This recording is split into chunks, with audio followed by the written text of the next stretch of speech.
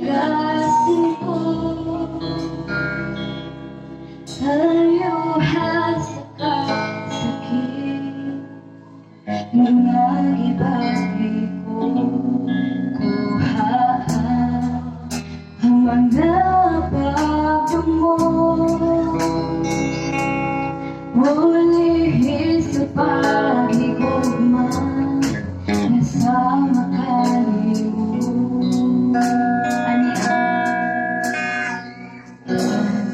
Ang kasing-kasing ko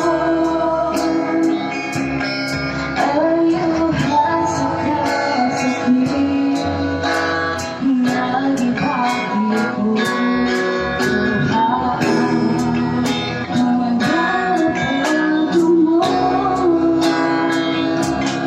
ulihin sa pagigugma.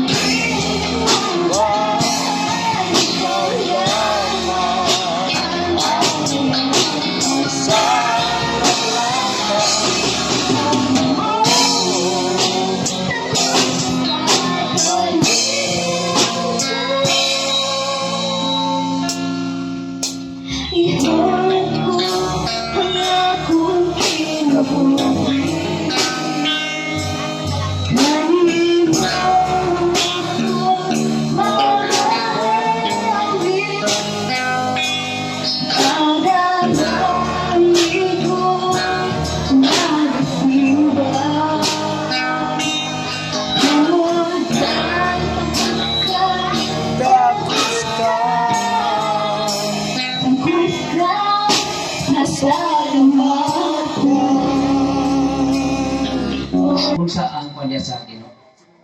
Sabi siya kita nga pagkamatyan sa Diyos. Usahay, ato lang usahay mausahan. Pero pagkalagsa po. Amen? Hallelujah. Dalay ko ang Diyos. Okay, salamat sa Ginoo sa maong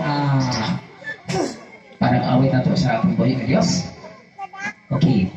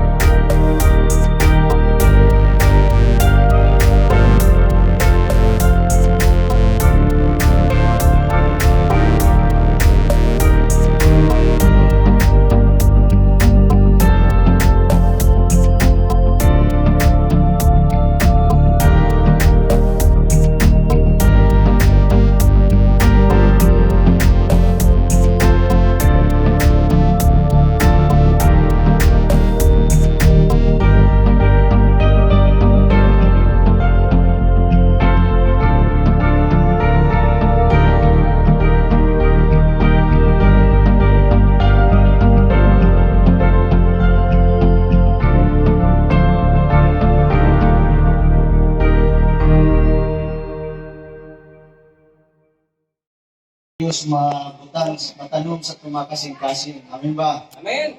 Hallelujah. Nangitong nga amahan, Diyos nga magagahom sa tanan. Ikaw nga mong nga amahan nga magbalantay, Diyos nga magagahom sa tanan. Salamat ni ini nga ikapulo, nga katuigan, ani nga ministry sa Barangay Pagawan. Salamat sa mga Tinoy family, salamat sa tibuok kongregasyon, tanan nga sakop aning iglesia. Salamat o Diyos, nga nga kapunon, ang imong ngalan mao'y maisa sa among taliwana. Kapasidunggan ikaw, pasalamatan sa tibok namong kasing-kasing. Nga ikaw ang Diyos nga wala nagkulang kanamo, nagpanggag, nagatiman sa matag pamilya, sa matag usa kanamo. Ini akapunon, salamat sa imong Santo Espiritu nga may magapanulti kanamo, magahatag og mga pagpadayag, mga mensahe nga langit nun, og malikon og madasig ang matag usa, og Lord ang among nga kalag malikon. Nga din ma-empowered ang matag Espiritu nini akapunon, pinagi sa kahum sa imong nga pulong. Dalaygon ka, amahan sa walay katapusan, ang imo nga balaan ng Espiritu Santo mo'y magapanlihok, magapanggahom sa among taliwala, pinagi sa gahom sa imong pulong. Kining tanan akong gipangayo, gipasalamatan, pinagi sa kadakog sa kamahal sa pangalan ni Kristo, nga among Ginoo ug manluluwas ang tanan niyog. Amen. Amen. Amen. Amen. Magapaningkod ta makaigsunan og maayo nga hapon sa tanan. Amen. Amen. So nalipay kog dako nga uban ni kaninyo sa pagpasalamat in behalf sa Living by Faith Global Mission Assemblies of God Kamanga. So ni ami uban kaninyo nini kapunon ingon manusab sa akong kauban nga mahimong pastor to be po ni makaigsunan. Amen. Praise the Lord. Amen. O salamat sa Ginoo nga kining season karon medyo sumala sa daghang nga mga testimony nga daghang kayo nga kining singalan na ni daghang kayo Itineraries. mga likramo ba. Daghang likramo daw. Pero ang mga Kristohanon nga naipagtuo pag-alagad sa Ginoo, nagtuo ko nga dunay gyud mga special nga pabor ang Ginoo nato. Amen. Amen. Dili lang kita mutalaw, dili kita mahadlok, dili lang kita makuyapan. Anyway, salamat sa Ginoo. Ulo ka tuig. Og sa kwan pa gitawag na og dekada, di ba? 1 decade. Ang 1 decade equivalent of 10 years. Ito palakpakan si Lord, nga may abot ang ulo ka tuig din. Sa Assemblies of God Pagawan, kapila niyo ng transfer, Pastor? Gikan dito kadua na ba? Dito po gitpolmiro sa una. Dito kong dito sa kano? Dito po sa Kalubian store. Okay. Ya din sa ubos diha, ato dito po dito sa kuan. Ato diha na po sa mama ato dire. Mga mao ra gyapon tawag mga kasinatian sa ministry, no? Kami po sa Kamanga mo ra kay mga 4 times mi nag-transfer. Antod nga giplastar ta sa Ginoo. So salamat sa Ginoo. Ang atong tema maghatag ni Pastor sa John chapter 14 verse 27. Patod pa din sa English, peace I leave with you, my peace I give to you. Not as the world gives, do I give to you. Let not your heart be troubled, neither let it be afraid. Sa Bisaya, at nabasahon din aron nga mas klaro din sa Bisaya, ang kalinaw, ibilin nako kaninyo. Amen. Ang akong kalinaw, ihatag nako kaninyo. Amen. Inumduman na to nga si Kristo mo'y nagsultian siya mo'y namulong. Amen. Osmo na ako, matod pa din ang kalinaw, ibilin nako kaninyo. Amen. O niya yan gisigundaan. Matod pa niya, ang kalinaw, ihatag nako kaninyo. Ang gibilin, pwedeng balikan, pwedeng kwaon. Pero ingon ka rin gihatag, na wala kay choice, imo na na. Ikaw yung abay, imo na na. Amen na 25. Amen! Ato ni, amen? Abing ninyo, dagang kayong mga dato kay karong sa kalibutan, dagang bilyonaryo, trilyonaryo, or unsa pa nga mga trilyo diha, pero kining kalinaw, dili ni mapalit og trilyon. Dagang bilyonaryo, mga dato, mga igsunan, pero nagproblema sila tungod kay way kalinaw. Ang maghahatag kalinaw nato, mao lamang ang Dios. Amen. Amen. At ang palagpakan si Lord na. Okay, balik na sa mga versikulo sa 27. Ang kalinaw, ibilin ako kaninyo. Ang akong kalinaw, ihatag na ako kaninyo. Ihatag na ako kini kaninyo. Ibalik ba yun? Dili sama sa paghatag na ako. Okay. Praise the Lord. Dili sama sa paghatag sa kalibutan. Of course, kaya ang kalibutan, sila pahatag bawi. Hatag bawi. Ingon si Jesus, ang iyang paghatag dili sama sa kalibutan. Pag muhatag ang Ginoo, hatag na makaigsunan nga sobra-sobra. Supisente. O matod pa din ayaw ka mo kagool. Diha sa iyong kasing-kasing. Ayaw ka mo pagtalaw. Wow. Mapalagpak ang mga talawan. Dalawa na tas gawa sa utan. Dalawa, ayaw ka. Yun na nga ay palipat-lipat, Pastor. Maglipay ta karon kay 10 years ba yan eh? Okay na mo diya sa gawas? Mana magmingaw kay mo diya? Ha? Okay na mo diya? Oh. Ay kagool kay hindi ay kagool. Akong supayan kay luto na. Atong pagkaon. Salamat sa Ginoo nga miinit karon. Kagahapon murag ang ulan gikan kadlaw tama gid sa gabi. Salamat sa ulan sa panalangin. Nagtuo ko nga ulanan kita sa Ginoo sa panalangin. Karon na ang panahon, season karon sa abundansa sa kadagaya sa grasya sa Ginoo. Kay doon na mo balik ang atong Ginoo. Before mo balik ang Ginoo, nagtuo ko nga patilawon ta sa Ginoo sa iya nga abundansya ng panalangin. Aron nga mas ato pang magamit sa ministeryo, sa buluhaton, sa pagkabot og daghan nga makinabuhi. Glory to God. Dili lang nato sige hunahunahon ang pandemic. Kay kung sige hunahuna og pandemic, magaguol ka, magakahadlo ka na hinuon. Ngano man? Kay hunahuna nimo pasig matakdan ka. Kay usually sa ato madunggan pag pandemic, naghunahuna na nita nga matakdan ka or unsa pa nga klase nga paagi nga matakdan ka sa mga balatian. Apan makaigsunan, simple lang ang prinsipyo sa Ginoo nga di ta mahadlok. Kay dapig nato siya. Amen? Panghawakan nato ang pulong sa Dios. Tungod kay kung ang Dios mo'y nagsulti, mo ni ginamatupan niya dili sama sa paghatag sa kalibutan. Kung si Jesus mo'y nagsulti, iyang tumanon. Pag si Jesus mo'y muhatag, iyang yun ang ihatag. Kung si Jesus mo'y nagsaad, na iyang yun ang tumanon. Amen? Bata pa sa Bible nga ang Diyos dili siya sama sa tao. Busa na hindi nga Diyos atong ituan. Diyos ni nga mutuman siyang saan. Diyos ni nga magagahom sa tanan. Diyos ni nga kahibulungan makaigsunan. Busa nga mintras nata ni nga higayon sa pag-alagad, tuduhon nato ni nga pag-alagad makaigsunan tungod kay garantisado nga naagi buhaton ang Diyos sa ato nga kinabuhi. Paganina samtang nga dito ko sa balay, doon ay nag-message na ko regarding sa kining gitawag karon og kining musika daw nga star karong 21 sa mani si tawag ana kining star daw makaigsunan matod sa ilang nga mga study nga sama nga bituon sa panahon si Jesus na tao. But one thing I know nga usani sa mga timaylan nga din nanata sa naghinapos nga mga adlaw. So nag-signify ni siya makaigsunan nga the same star nga nagpakita sa panahon nga natao si Jesus nga mo'y nagtudlo sa mga wise men nga din asa si Jesus nila makaplagan. The same star matod pa sa mga scientists karon nga mao ni nga star nga nagpakita during the time when the Savior came. So kini makaigsunan nagpaila ni kini nga timaylan nga diin sa samang paagi nga nagpaila sa pagkatao ni Jesus, magpailaw sa kini sa panahon nga mubalik si Jesus. At palakpakan sila. Amen.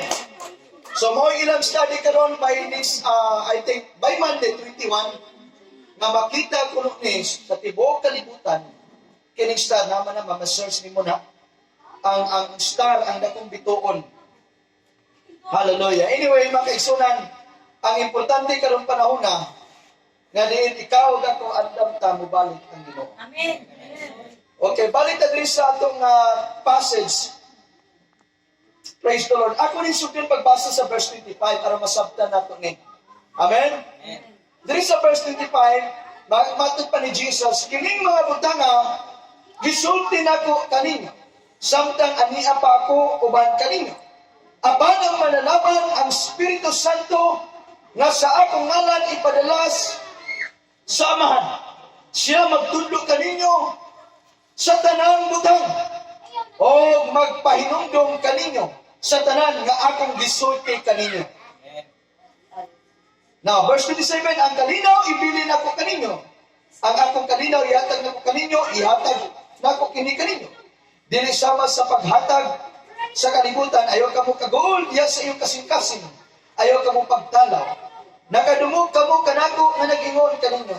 Ako moadto apan muanla ra ako kaninyo. Kung kamo nahigugma kanako, malipay kamo na ako moadto sa amahan. Kaya ang amahan labaw pa man kanako. Og karon, gisultihan kamo nako sa dili pa kini mahitabo. Aron nga kung kini mahitabo na, manuo kamo.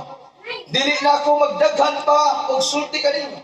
Kay moabot na ang pangulo niining kalibutan. Nag-refer kini sa maong yawa makaigsunan nga diin mao'y nagapangulo karon sa tanang pagkadautan sa kalibutan. Nawala siya kahong ibabaw kanako matud pa ni Kristo. Aban nagbuhat ako sumala sa gisugo kanako sa amahan. Aron masayon ang kalibutan nga ako nahigugma sa amahan. Panindog kamo, manlakaw na kita. Now, kining na passage, mga kaigsunan, samtang si Jesus nakigsulti sa mga disipulo, ingon man sa mga sumusunod kaniya, samtang naa sila sa usa ka dapit, possible naa sila sa gitawag o wilderness o solitary nga mga dapit mga kaigsunan, tungod kay si Jesus, samtang uban siya sa mga disipulo, asa sila mapahulay, magpadayon siya sa pagtudlo sa pulong sa Ginoo. Amen. So si Jesus concerned siya sa pagtudlo kanunay sa pulong. Tungod kay si Jesus nasayon siya nga ang iyang pulong kinabuhi. Amen. Munang ikaw nga ko nang minanglat na siyang pulong, tungod kay iyang pulong kinabuhi ni. Kinabuhi ni nga muhatod ka nato sa kalipay. Kinabuhi ni nga muhatod sa kalinaw. Kinabuhi nga muhatod sa kadagaya sa iyang grasya. Namata pa din nagisgot kini makaigsunan mahitungod sa iyang spirito. Spirito sa Dios. Nagitaytulan nako ni how important is the Holy Spirit. Amen. How important is the Holy Spirit. Namata pa ni Jesus din kining mga butang nga gisulti nako kaninyo samtang aniya pa ako uban kaninyo. Aban ang manalaban, matud pa niya, ang Espiritu Santo. No samtang uban pa si Jesus niya kanina sa mga disipulo, gi-assure ni Jesus ang iyang mga katawhan, iyang mga disipulo, nga ini mukayat na pupalik sa kukamahan, dunay manalaban nga makikuban kaninyo. Nag-refer kini sa mga Espiritu nga mao'y saad sa Dios alang sa tanan nga mutuo kanya. Tungod kay ang misyon ni Jesus nganong miani sa kalibutan aron lamang sa paglukat kanato. Amen. Ang purpose ni Jesus nganong natao sa kalibutan aron sa paglukat nato. Tungod kay si Jesus siya ang gitawag og sacrificial lamb offering of God. Meaning ang bayad sa sala mao ang kamatayon ni Jesus. Sama siya sa sacrificial offering. Halad siya alang sa sala sa mga tao. Maura na yung mission ni Jesus within 33 years sa kalibutan. But the good news is, nagsaad siya nga dunay manlalaban. Amen. Now, unsa ba ka-importante ang Espiritu Santo sa atong kinabuhi? Kabalo ba ikaw makaigsunan nga nganong gikinahanglan nato ni kay the moment nga masabtan nato ang pagkinabuhi diha sa Espiritu, diha sa Espiritu sa Ginoo, damortang makaila sa Dios. Kay kung di ko nimo mailhan ang Dios sa lalong nga pagkalalong nga pag-ila kaniya, dunay mga tendency sa imong pag-alagad nga din mahimo kang gitawag og nay ups and down. Mahimong dasig ka o di, may panahon nga di ka ganahan or dili, o sila pa magkalayo unta, dili magkalayo. So ang pag-ila nato sa Dios, gikinahanglan nato ang pag-ila diha sa Espiritu Santo. Kay ang Espiritu Santo, kansang Dios, nga diin mo'y mo-reveal sa kabubuton sa Dios naman. Siya ang muhatag na kaalam o pagpanabot sa pag-ila sa Dios. Amen ba? Amen. Praise the Lord. Now, unsa ka importante ang Espiritu Santo? Now, diri sa basahan nato din sa Lucas Kapitulo 4, versikulo 18. Si Jesus mismo nagsulti dito sa tabernakulo, diha atubangan sa mga Saduceo o sa mga Pariseo, ingon man sa mga disipulo. Namatod pa diri si Kristo mingon, ang Espiritu sa Ginoo aniya kanako. Iya akong ginihugan aron pagwalis sa maayong balita. Ngadto sa mga kabus, gipadala niya ako aron sa pagpahibalo sa kagawasan alang sa mga binilanggo o sa pagpahiuli sa pananaw sa mga buta, sa paghatag og kagawasan ngadto sa mga dinaog-daog. Wow. Sa pagpahibalo sa tuig nga gikahimutan sa Ginoo. Praise the Lord. Verse 20, unya iyang gilukot ang basahon o giuli kini ngadto sa piniyalan og milingkod siya og ang mga mata sa tanan nga diha sa sinaguga mitutok ngadto kaniya. Meaning, nini panahon na samtang nga kini gibasa ni Jesus dito sa tabernakulo. Na nini panahon na si Jesus dapat siya sa edad nga diin bata-bata pa makaigsunan o grabing kahigulong sa mga Saduceo sa iyang pangidaron nga diin dili ordinaryo ang iyang kaalam. Amen. Now si Jesus mingon, the Spirit of the Lord is upon me because He has anointed me. Now meaning ang Espiritu sa Dios nganong gikinahanglan nato tungod kay mao ni ang magdihog nimo. Gusto ba kag dihog? Amen. Kabalo ba ikaw nga kung naay dihog sa Dios sa itong kinabuhi, muna'y mohatod kanimo sa mauswagon nga kinabuhi. Now, unsang paagi nga kita madihogan? Gikinahanglan nato ang Espiritu sa Dios. Amen. So gikinahanglan nato ang pagkauhaw, hungerness or thirstiness in the realm of the Spirit. Kauhaw diha sa Espiritu. He is the Spirit of God. Unsang importante ang Espiritu, ang Holy Spirit, tungod kay siya ang Espiritu sa Dios. Hinumduman na itong ang tao, itawag usap na og Trinity. We are spirit, possessed by the soul, living in this body. Amen? Aside ka sa konsepto sa Trinity, God the Father, Son, and the Holy Spirit. Amen? Dunay